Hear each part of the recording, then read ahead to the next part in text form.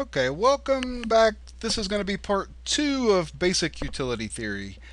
Last time we looked at budget lines and we looked at a situation where you have at first $10 and the price of beer and pretzels were both $2, and we saw that the budget line, since the prices were equal, had a slope of -1, meaning an opportunity cost of one pretzel equals one beer. We also looked at this pink line where pretzels were $5. So if the price of the x-axis good goes up, the line gets steeper. As the price of the pretzels here gets lower, it rotates the budget line out to where it gets flatter and flatter and flatter, because the slope of the budget line tells us how many beers we have to give up to get each pretzel. So here we have to give up a lot of beer to get a pretzel because they're expensive relative to beer. Here, one for one. With the green, we saw pretzels were only half as expensive as a beer. And with the red, we did one where the pretzels were free, so the opportunity cost of another pretzel is 0. You don't have to give up any beer to get another pretzel.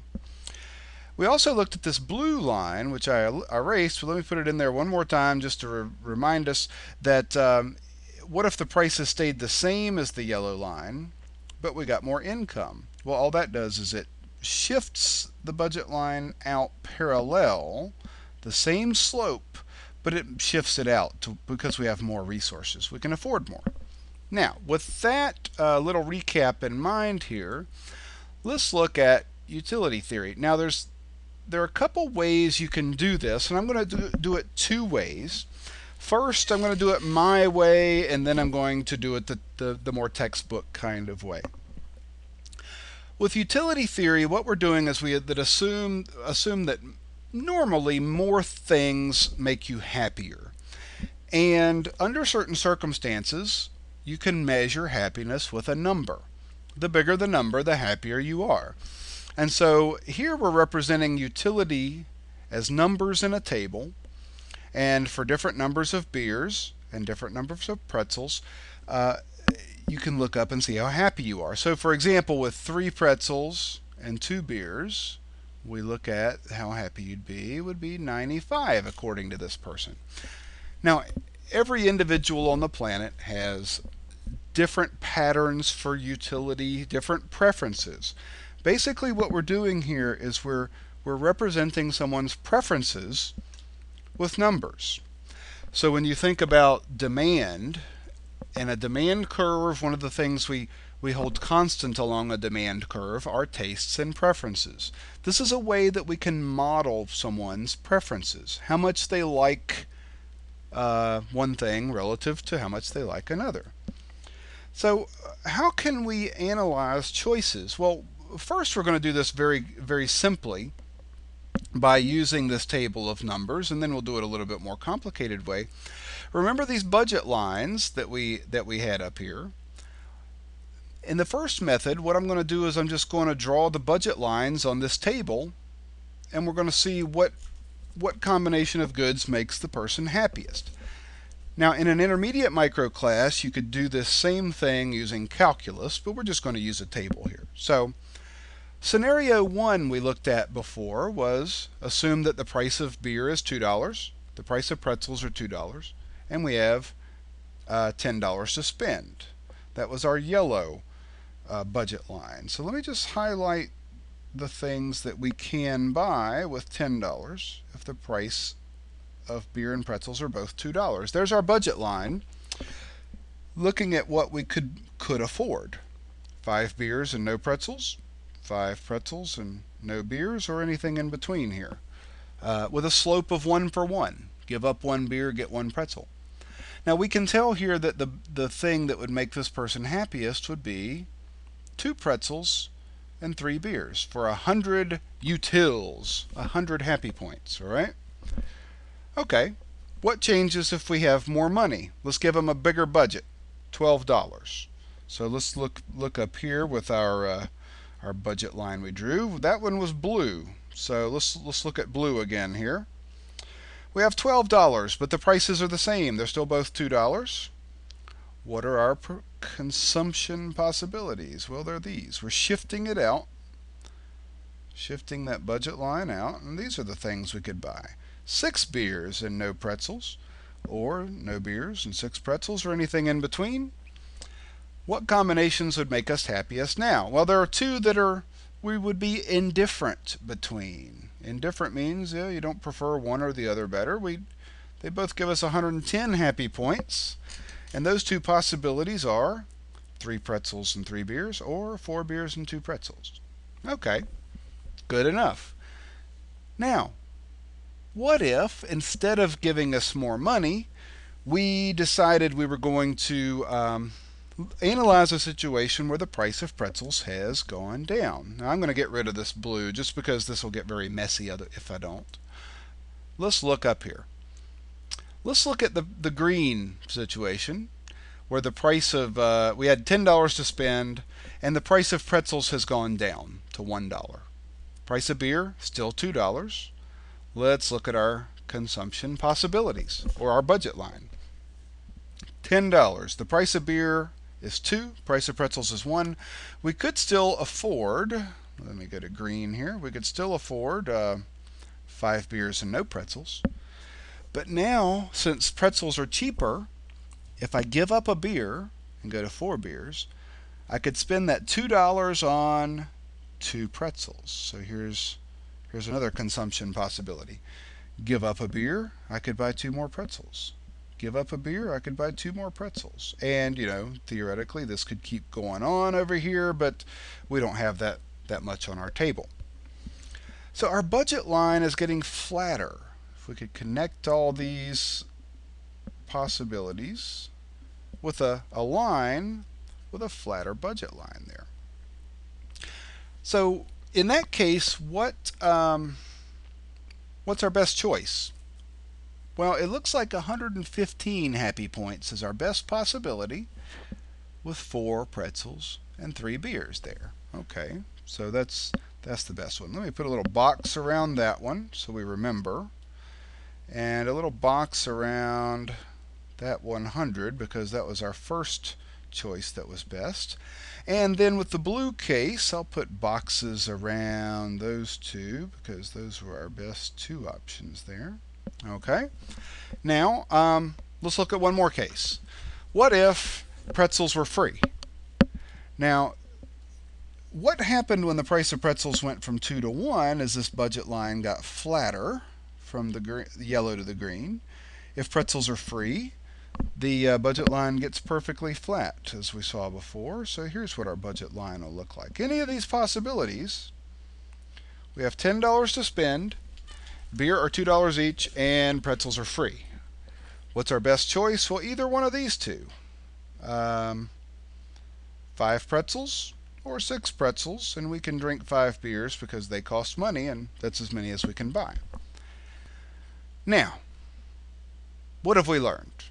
Well, we've learned some basic principles here that if you give somebody more money, you have more consumption possibilities. That's probably pretty obvious. And you can get happier.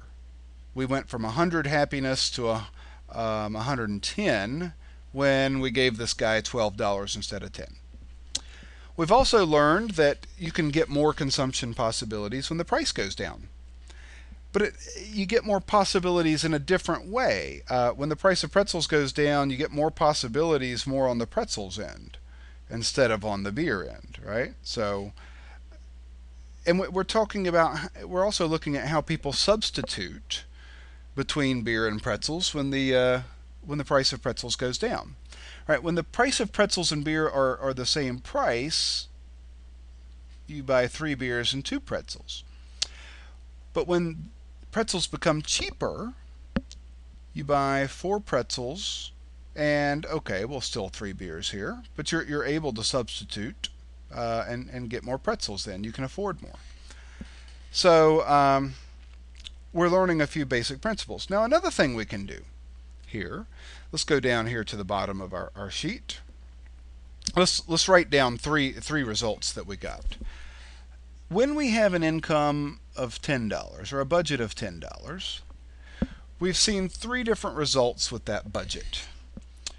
We saw that when the price of pretzels is 2, we buy 2 pretzels. Q equals 2. We saw that when the price of pretzels are 1, we buy 4 pretzels. Q equals 4. We saw that when the price of pretzels goes down to free, 0, we buy 5 or 6 pretzels. Let's just call it 5. I mean, either one would be just as good as the other.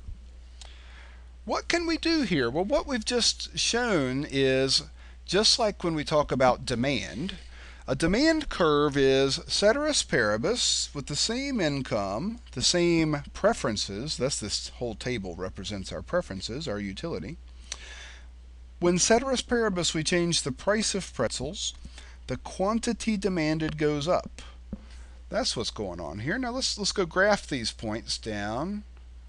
At the bottom of our sheet here, I have a little price quantity axis for pretzels. We have 3 prices we saw: 0, 1, or $2. And we've seen some different quantities: 0, 1, 2, 3, 4, 5. At a price of 2, we found that he would buy 2 pretzels. At a price of 1, he would buy 4. When pretzels were free, he would buy 5 or 6. But let's just call it 5. What we've just basically shown here is where a demand curve comes from. Changing price with the same income, same preferences. There you go. And also keeping the prices of other goods the same. So that's what we mean when we derive a demand curve. So we've been able to demonstrate that.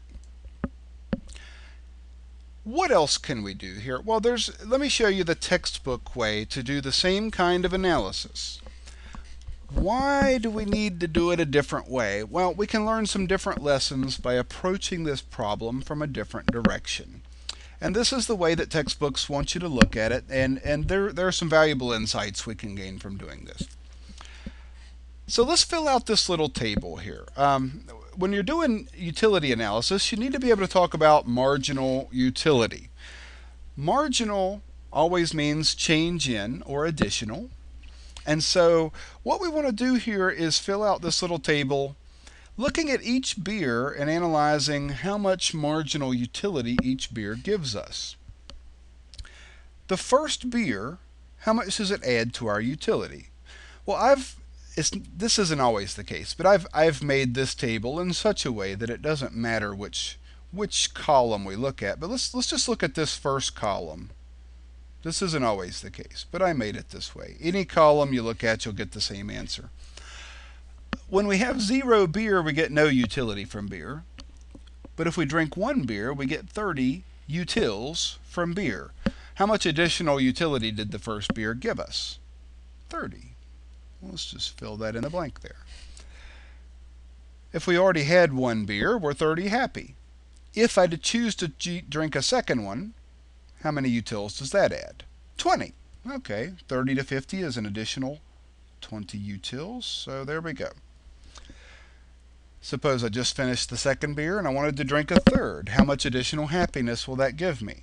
50 to 65 is 15. You get the idea. 10 for the fourth beer, 5 for the fifth beer, and 1 additional util for the sixth beer. Let's do the same thing for pretzels. Marginal utility of each pretzel. Here we're just going to look at the first row down here. And I made the table to where it doesn't matter. So the first pretzel takes me from 0 to 20 happiness, so that's 20 additional utils. The second pretzel adds 15 happy points, so 15 utils, 10, 5, 1, and 0. So let's just fill out the table. 5, 1, and 0. Why is this important? Well, another way to think about how somebody might spend money that might actually make a little bit more sense than using this table for practical purposes. We don't think people actually do this, but it does predict people's changes in behavior pretty well. A way to think about how people might make decisions in the best way is to, let me cross that out, 5, is to think about spending your money where you get the biggest increase in happiness. If I go to spend my money, you want to think about, well, what's going to make me happiest if I buy it? A beer or a pretzel? Now, that's a good thing to think about, but it's not quite right all the time. It makes sense if pretzels and beer cost the same amount as they do in our first example. Let's look at that. In our first example, since things cost the same amount, you can just focus on how happy things make you. You could say, I've got 10 bucks. What should I buy first? Well, maybe what I should buy first is the first beer because that makes me happier than the first pretzel. I've got $8 left because I spent $2 on the beer. What should I buy next? A pretzel, which would make me 20 happy, or the second beer, which would also add 20 happiness. Well, I have 8 bucks. Let's buy both. Okay, so we buy that and we buy that. I have $4 left. What should I buy? Another beer for 15 happiness or another pretzel for 15 happiness? Well, I have $4 and they're $2 each. I can buy each one of them. All right, so buy the third beer and the second pretzel. What's our prediction in you doing it this way? Well, our prediction says that you should buy 3 beers and 2 pretzels, which is, by the way, the same thing we found before, doing it this way. But here we're focusing on thinking about the process as spending our money on what makes us happiest. Okay? Now, that works as long as what the two prices are the same, $2 each. But you can't do that if the two prices are different. Let's look at the second scenario where pretzels are $1 and beers are $2. In this case, it's not enough just to look at what makes you happiest. You have to look at how happy that makes you per dollar spent to obtain it. An analogy would be, a Lamborghini is going to make me happier than a hamburger. Of course. But the Lamborghini costs a whole lot more than the hamburger. So what should you buy? The Lamborghini because it makes you happier? No. Most people will go buy the hamburger because the hamburger gives us more happiness per dollar spent. Here, if we look at our second scenario where the price of beer is $2 and the price of pretzels are $1, we have to compare fairly. We have to compare how much the beer costs in addition to how much happy it makes us. So what we do is we look at our marginal utility per dollar divided by dollar, or per euro, or per rupee, or whatever your monetary units are. If beers are $2 but pretzels are only $1, as in our second scenario, we could divide the pretzels by 1. That's not going to change that, right? But for beer, when they're twice as expensive, we need to adjust for that. So the first beer will make me 30 happy, but it'll cost me $2. So that's 15 happy points per dollar. Over here, the pretzel is 20 per dollar because they only cost $1 each. So we're just dividing these by the $2 it costs to make it fair and make a better comparison here. 15 over 2 is 7.5 utils per dollar, 5, 2.5, and 1/2. Let's go through the process again. Now that the price of pretzels are $1, the price of beers are $2. Now the goal is not just to spend our money on what makes us happiest, but what gives us the most additional utility per dollar. So what do I buy now? The first pretzel for $1 or the first beer for $2? We'd say you should buy the first pretzel because it gives you more bang for your buck, more utility per dollar. Then we're going to look at the next situation. Should I buy the second pretzel, which will give me 15 utils per dollar, or the first beer, which gives me 15 utils per dollar? They're the same, so let's buy both since we have enough money for both. Now, how much money have we spent? $2 for 2 pretzels, $2 for 1 beer. That's we spent $4. We have $6 left. What should I buy next? Look what gives you the highest happiness per dollar. Well, the beer and the pretzel are the same here. Let's buy them both. How much money have we spent? $4 on beer, $3 on pretzels. Gives us $7 we've spent, $3 left. Now, what should I buy? A beer, which is going to give me 7.5 utils per dollar, or the pretzel that gives me 5 per dollar. We're going to buy the beer. Watch what's happening. What we're always doing is putting money into the thing that gives us the highest marginal utility per dollar. And at the end of each round of spending, pay attention to what's happened, because this is always a test question and an important principle of looking at this kind of analysis. When we're done spending our money each time, the marginal utility per dollar is always equal. Let's start again to make sure we pay attention to this. So after we buy the first pretzel, and we buy the first beer and the second pretzel, the marginal utility per dollar of the last things we bought are always going to be equal, or pretty close to equal. If they're not equal, that means that we're spending our money in the wrong way. The next time we say we buy a beer and a pretzel, well, look, the marginal utility per dollar are equal if we're spending our money in the best way to give ourselves the most happiness. Now we spend our money on a beer. The marginal utility per dollar of the last beer is 7.5. The last pretzel is 10. They're a little off, but they're always going to be getting closer and closer to equal as we spend our money.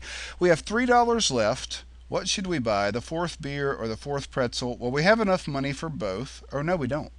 Sorry. We spent $6 here, $3 here. We only have $1 left. So if we only have $1 left, then we have to buy the pretzel. We can't afford the beer. So for the last beer purchased, the marginal utility per dollar is 7.5. For the last pretzel, 5.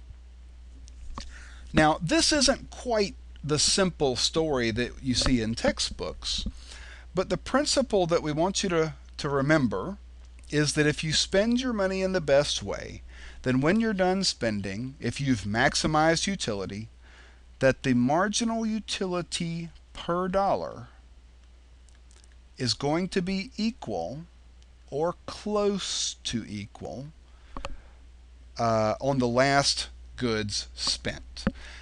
Here we see it's not exactly equal, but they're close. And if we just had a little bit more money to buy one more beer, they would equalize. Okay? Why is this important? Well, let's look at what would happen if we didn't spend our money in the best way. Now let's verify that this does maximize our utility by looking at our table up here. For the case when pretzels are $1 and beers are $2, that was our green line here. We said that we maximized our utility with 3 beers and 4 pretzels when we have $10. And sure enough, we couldn't afford the 4th beer, so we bought 3 beers and 4 pretzels. And our marginal utility per dollars were equal, or close to equal, right? They weren't perfectly equal. Now, if you could actually buy halves of beers and halves of pretzels, or fractions of these, then you could actually make them equal for both goods. So this does maximize our utility, as we saw using the other method. Let's compare this to what would happen if we spent our money in a way that didn't maximize our utility. Suppose we didn't believe in this maximizing utility, doing it this way, choosing the thing with the highest marginal utility per dollar. What if we just spent our $10 on 5 beers? Let's look at, or let's say 4 beers and 1 pretzel. Or 4 beers and 2 pretzels even. 4 beers and 2 pretzels in the case where pretzels are $1 and beers are $2. Look at the last pretzel. It has a much higher marginal utility per dollar for the last pretzel we bought compared to the last beer we bought. Now that indicates that we made a mistake somehow. Why a mistake? Well, look at how much utility we get in this situation with 4 beers and 2 pretzels. Let's look at the table and see how happy that's going to make us compared to the optimal. 4 beers and 2 pretzels gives us 110 happy points. That's not optimal, because if we would have spent our money in the best way, we would have had 115 utils. Playing with this math and looking at what happens when you spend money the wrong way, if you spend money the wrong way, the marginal utility per dollar is going to be very off between the last units of the goods produced, and you're always going to end up with less happiness than if you try to equalize them. And the procedure for equalizing is what we were talking about before. Always spend money on the thing that gives you the highest marginal utility per dollar. Let me run through a quick test question here, a common test question for you before we end here, so that you can see how to answer this kind of test question and why it makes sense. A common test question is like this. Suppose that for the last units purchased of beer and pretzels, suppose that the marginal utility per dollar for beer is higher than the marginal utility per dollar for pretzels. What does this mean? This is kind of a vague question unless you really understand what we've been doing here. So what do you suppose the marginal utility per dollar for beer is bigger than the marginal utility per dollar for pretzels? What does that indicate? Well, suppose, for example, we spent as much money as we could on pretzels here, 6 pretzels, and we only bought 2 beers. The marginal utility of the last beer purchased is 10. The marginal utility per dollar of the last beer purchased is 10. The marginal utility per dollar of the last pretzel purchased is 0. What does that indicate? Number 1, it indicates that we didn't maximize our utility. Number 2, what should we change? Should we buy more pretzels and less beer? Or fewer pretzels and more beer? Well, the answer is, look, that last pretzel gave us no happiness per dollar. We need to buy less pretzels. If we didn't buy these last 2 pretzels, that would give us $2. What are we giving up? Well, we're giving up 1 util here. And if we were to spend that on the 3rd beer, we would get 7.5 utils per dollar, 15 happiness points, because we're spending $2 on that beer, on that 3rd beer. So that's a typical test question, thinking about cases where you didn't spend your money right and how should you adjust. So if you have any questions about this, feel free to ask questions in the comment section below or send me an email. But I hope this has been an interesting way to show basic utility theory and this idea of marginal utility per dollar and maximizing utility. Thanks a lot. Good luck with your studies.